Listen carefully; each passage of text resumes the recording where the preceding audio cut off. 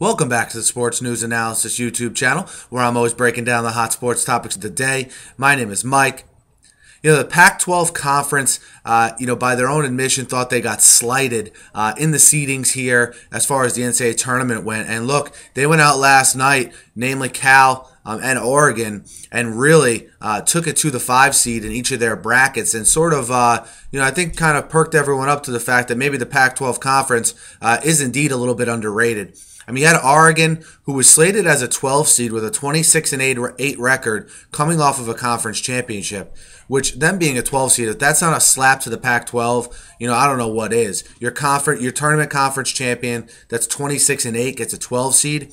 The committee came out and admitted it was geographical reasons why they were a 12 seed, but still, it's not going to sit right with the conference, and it's most notably not going to sit right with the team. And, they came out and I think handled Oklahoma State a little bit better than anyone thought. It was their freshman guards that were the story in the game, not Marcus Smart from Oklahoma State, who's certainly a wonderful player, but you just saw Oregon had more quality players and quite frankly just outplayed them last night, and it looked like at times Oregon was the 5 seed and Oklahoma State should have been a 12 seed. So, Oregon comes, a lot of people had them in their brackets because they thought they were severely undervalued as a 12 seed, and they turned out to be right.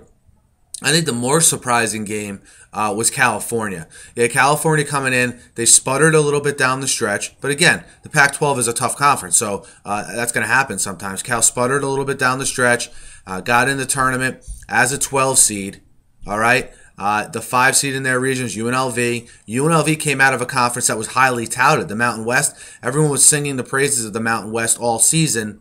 You saw New Mexico lose last night, and you saw UNLV lose as well. So, I think there'll be some, criticisms of the Mountain West today, and there'll be some praises of the Pac-12. Arizona moved on and won as well, which is not a surprise to anyone. They're the higher seed. They played Belmont.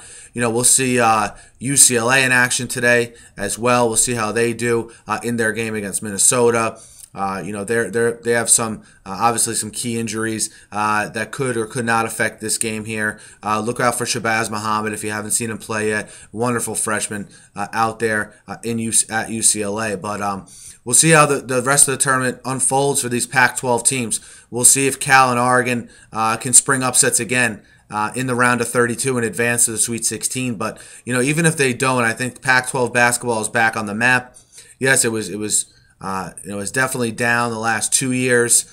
I believe last year Washington won their conference and didn't make the NCAA tournament. So, I think people are going to sit up and start to take notice. I think the fact that the Pac-12 has more games on TV now, which I know might seem minute, but these committee members, they watch the games just like the fans do. They don't go to all the games. They don't see every team play. I think the fact they have more games on ESPN, they still have games on Fox.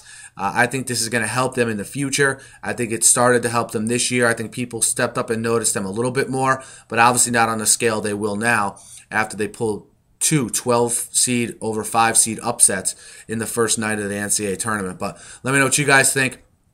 Hit me up in the YouTube comments.